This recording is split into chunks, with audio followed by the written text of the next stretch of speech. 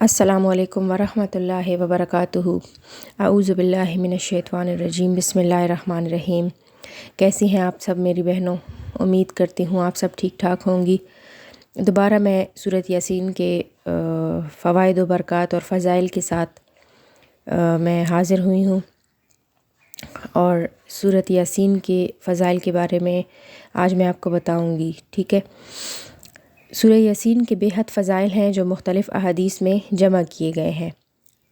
अता बिन अबी रुबाह रज़ी अल्लाह ताला अन्हा कहते हैं कि मुझे रसूलुल्लाह सल्लल्लाहु अलैहि वसल्लम का ये इरशाद पहुँचा है कि जो शख्स सूरत यासीन को शुरू दिन में पढ़ेगा, यानी जैसे ही फ़जर की नमाज के बाद पढ़ेगा, उसकी तमाम हाजात पूरी होंगी। हज़रत अबू हुरैरा रज़ी अल्लाह ताला अन्हा से रिवायत है कि रसूलुल्लाह सल्लल्लाहु अलैहि वसल्लम ने फ़रमाया, अल्लाह ताला ने ज़मीन और आसमान की तख्लीक से 1000 साल पहले सूरत त्वाहा और सूरह यासीन को तिलावत फ़रमाई।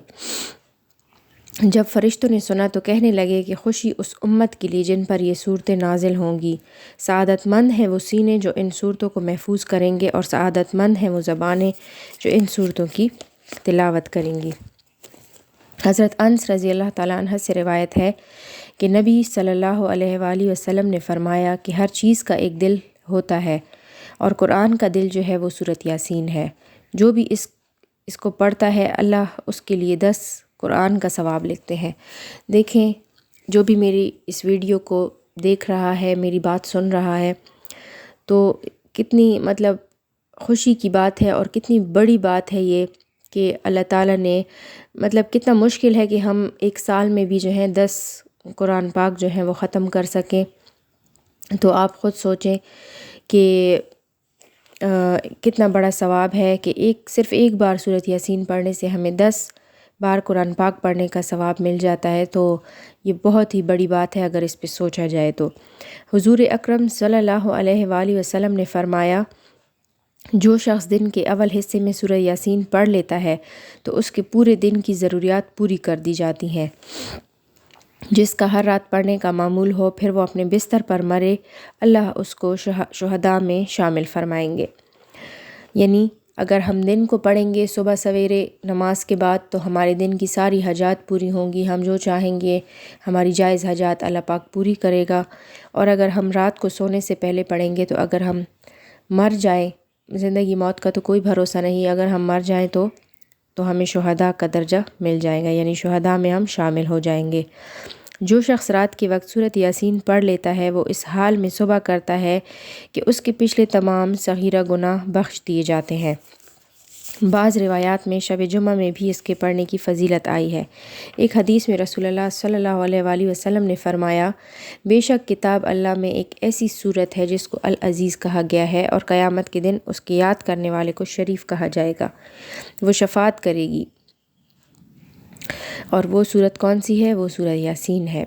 उलमा ने बहुत से फ़वाइद व बरक़ात ज़िक्र किए हैं, जिनमें से चंद मैं आपको अभी बयान करती हूँ। जो भूख की हालत में पढ़ता है वो सैर हो जाता है। जो रास्ता गुम हो जाने की वजह से पढ़ता है वो रास्ता पा लेता है। किसी जानवर के गुम हो जाने की वजह से पढ़ता है तो वो जानवर को पा लेता है। जो किसी शख्स के गुम हो जाने पर पढ़ेगा वो शख्स इंशाअल्लाह ताला मिल जाएगा।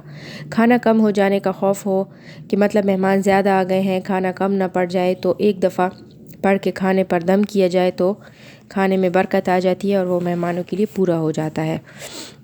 जो शख्स ऐसे इंसान पर पढ़े जो नज़ा की हालत में हो, तो उस पर मौत की सख्ती ख़त्म हो जाएगी।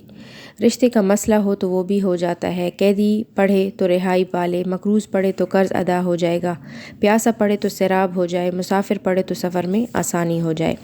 हज़रत अनस रज़ी अल्लाह ताला अन्हा रिवायत है कि नबी सल्लल्लाहु अलैहि वसल्लम ने फ़रमाया, अल्लाह ताला बवक्त दीदार मुर्दों को एक एक करके सलाम करेगा और इसी तरह औरतों को सलाम करेगा, और इरशाद फरमाएगा, मेरे दोस्तों और औलिया को मरहबा हो।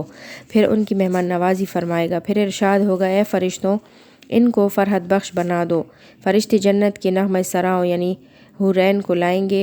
लोग तर में आ आकर खूब वजद करेंगे।